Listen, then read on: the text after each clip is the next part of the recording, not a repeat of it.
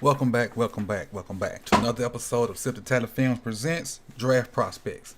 And today, which I think my vocals are good, let me make sure before I go on rambling. Mic check, yeah, my vocals are good. So today we're doing Quincy Roche, the second of the third edge guy from the University of Miami.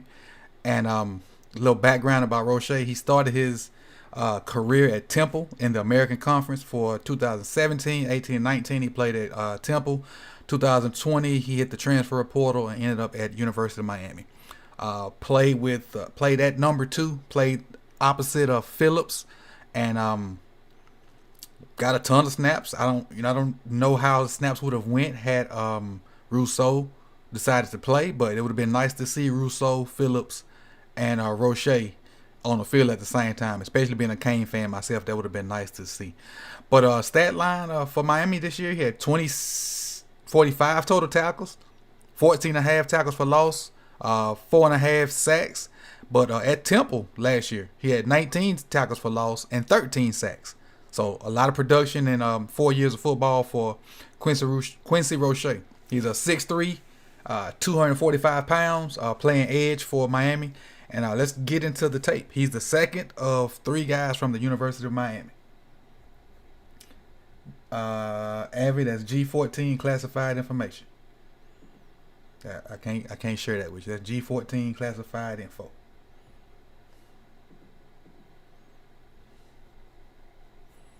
But let's roll with the film. All right, here we go. So Roche. I started early. I'm sorry, my bad. Quincy Roche, number 2. Here he is right here. Again, this is the first 4 clips is against UAB. And let's get into it. Let me find my notes. Here we go. Got the notes ready. So this should be a sack. Let's see him right here. Let's see what he do to, I'm going to say inferior talent, not to throw shade on UAB. But Miami and UAB should not be in the same level. But let's go. Inside move.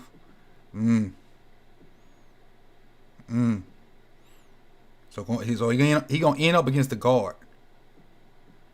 Guard's not even looking at him. The guard's focused on that zero or that one technique. Now the guard sees him. Let's see what happens.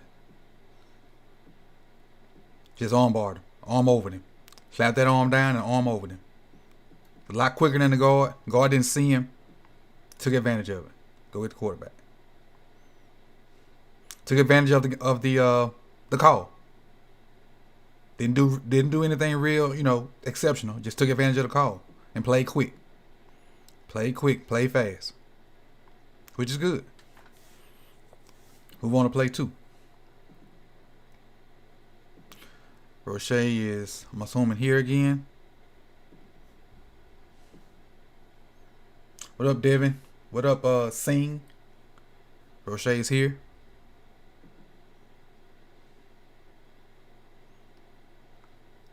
Against the tackle. Didn't get a sack, but look at the pressure. Let's look at the move.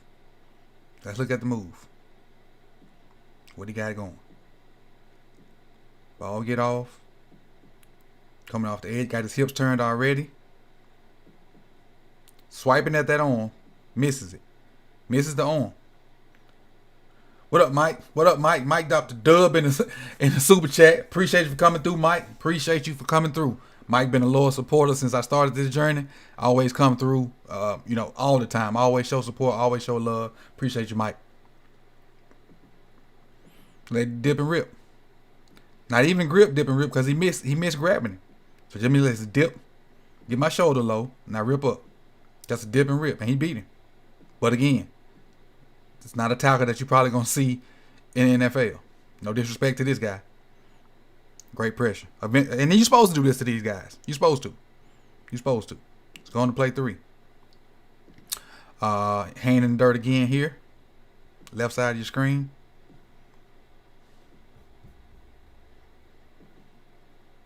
Against 53 again. Swims him inside. So it's a run play. He has B gap.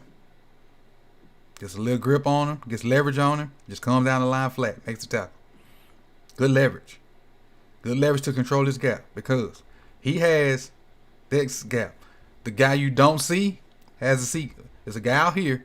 He's going to come in for C gap. So he has to control everything in this gap right here. Has to. Gets his shoulder low. Rips through. I just come flat. Just coming flat. Just coming flat down the line. Makes the tackle. Great technique right there. Great run fit. Great technique. Play 4. All right. I think. Yeah, this is gonna shock you a little bit right here. This is not Rousseau. This is Roche. Roche, Rousseau, and Phillips. They got me confused up here. All these Miami kids. But this is Roche. And if I said Rousseau earlier, apologize. It's Roche. Rousseau coming tomorrow, but Rousseau don't have video. Rousseau's gonna be more of a me talking to the camera. Get him. Peel out. Peel out and cover the back. Peel out and cover the back. Edge guys got to be able to drop sometime. He was able to peel out, be in the sprinter stands like he rushing. Back flared. I peeled right out on him and stayed with him. Stayed with him. Understood leverage. Understood angles. Let me show you why understood angles. Because if he run flat with this, he run flat down this line, he's probably going to get outran. When he realized that dude is running a little flare or a swing, his angle changes that way. So that way, by the time they get to the sideline, he's in a good position to make the tackle. So watch. Look at him change his angle. He's getting back. He's getting depth and wide. He's getting wide and deep. Same time. Now he's running flat because the ball's thrown and coming downhill. Able to scrape. And use the sideline as a tackle. So even though he gave up 3 yards, that's still, you couldn't have played that better because that guy is way faster than him. Play 5. We flip it. So now we're going to Clemson. So you saw him against quote unquote inferior talent. But now let's see against probably the second best team in the land. We assuming Alabama's the best team in the land. Second best team in the land. Now Ohio State made the championship, didn't it? So that would make Ohio State the second best team. But again, y'all know how good Clemson is. What up, Big Unk? Yeah, Miami got need to check out, and for next year, number 1 for Miami too, the nose tackle. I forget his name. High motor guy, but we'll talk about him next year. Let's go back to Roche. I think this is Roche right here. It's Roche right there. So what my notes say? Okay, again, this is gonna shock you. Dropping out of there. Should have had the pick. Had it in his hands. Disguising it. Dropping out of there. Should have had the pick. They think they got the flats. He drops right out of there right now. Covers it. Gets underneath it. Covers it. Should have been a pick. Should have been a pick.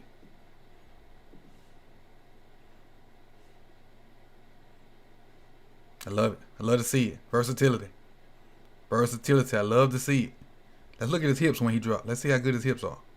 Did he open up like a DB? 1, 2. Yeah, that ain't bad. Not bad for an edge guy. Not bad at all. Decent hips. Decent hips. Let's go to the next play. This is play 6. All right. On the right side of your screen now. Again, not versus UAB no more. Versus some real talent. No disrespect to UAB.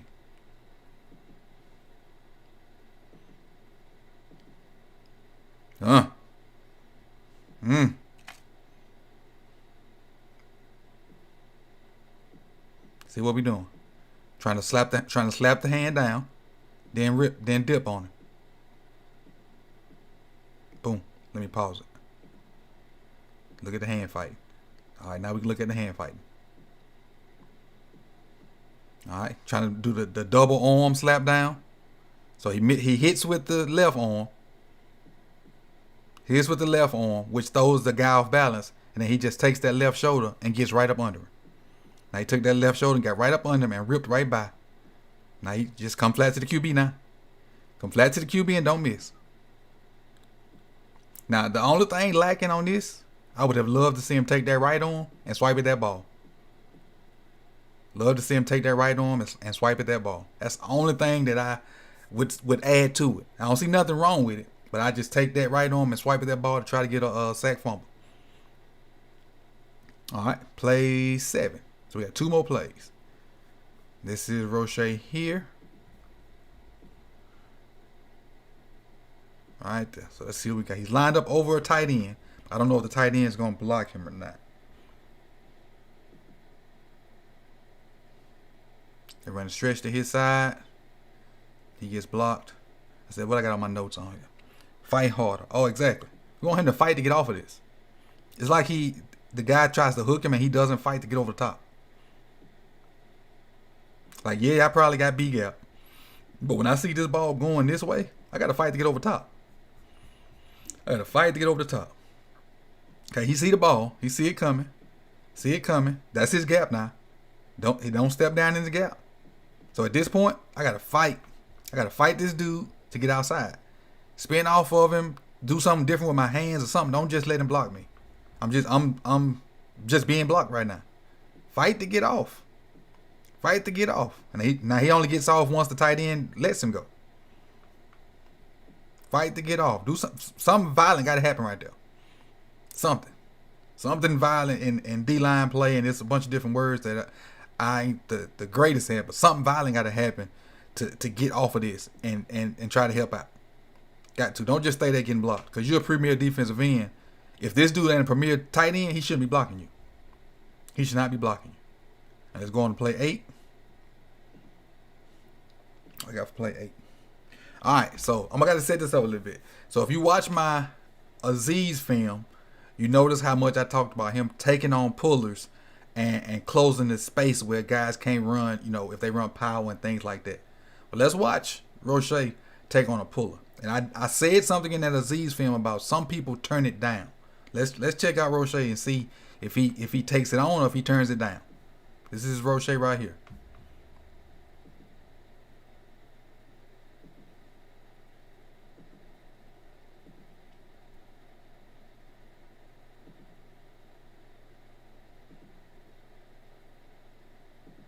All right, now. Tailback's looking at him eye to eye. Got a puller coming. Let's see what he does. He decides to go at the running back rather than take that puller and blow him up. So now he kind of gets double teamed. And other people made the play. But as a defensive end, you see this puller coming like Aziz does. Attack it. Make them bounce that stuff out here where you got 6 and you got 11, and I think this Bolden right here can come down and make plays. Where they can see it going wide, they can use their speed to come down and make plays. Because if they fit that right up in there, then 6 gonna be blocked. 11 got a chance to be caught up in the rush, and so now it's 1-on-1 with Bolden. But if you make him bounce it, these guys can outrun these linemen and get out here and make a tackle in space. So close that gap down, attack this puller, make him bounce it, and then you got a chance.